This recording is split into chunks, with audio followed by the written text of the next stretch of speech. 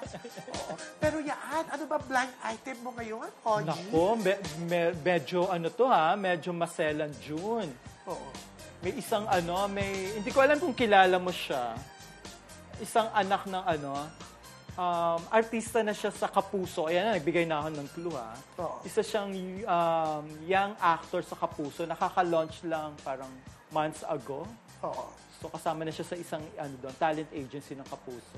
Anak siya ng isang actor din, no, June? Isang gwapong pisoy na actor. Oh, na sumikat ng 90s. Oo, lahat naman siguro nagka-crush sa kanya.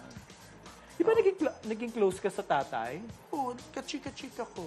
So yun, gwapong-gwapo din yung... Pero mas gwapo yung tatay, no? Oo, malayo. Mas matangkad yung tatay. Mas matangkad, saka mas iba gwapo. yung appeal ng tatay. Oo.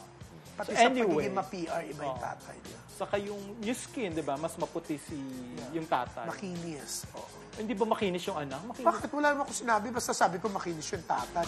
Close ka ba sa You're putting words into my mouth. Although, ayun, hindi lang naman ikaw nagsasabi, pati naman yung ibang nakakakita. Pag nagugulat pa nga, tatay mo si Chuchu.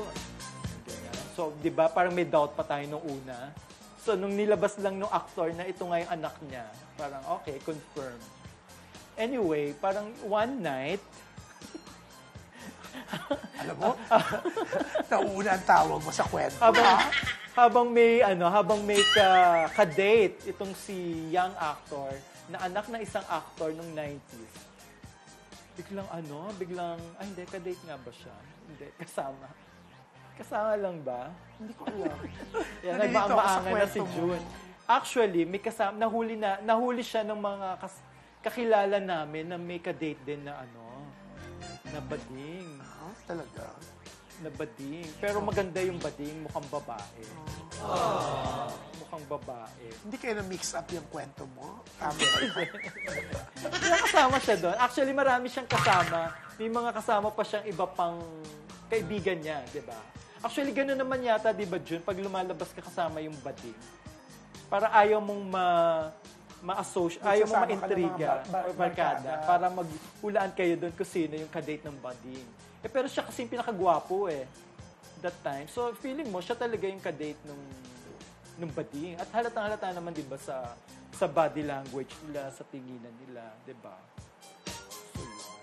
Although hindi natin sinasabi may relasyon sila, nakipag-date lang, malay mo, sponsor or Feeling ko dati, nag-spunky. Spunky tawag doon ng mga spunky? Sponsor. Nag-spunky, di ba? So, feeling ko, sumasama-sama siya, ganun lang. Para makakuha ng mga sponsor. Dinner, mga ganun. Para pagkadatong, naabot-abutan siya, di ba? Pero walang in return. Pero wala pa kasi siya masyadong trabaho that time. Pero ngayon parang wala na ako nababalitaan. Kasi sunod-sunod na yung project niya. Tapos yung tatay niya, talagang tinututukan na rin siya, di ba? Yun. Sana nga. Feeling ko ganun din naman. Wala naman tayong sinasabing, hindi naman natin nakita wala pa naman tayong nakikita ang caught in the act na yung nangyayari, di ba? Parang date-date lang, tapos in public.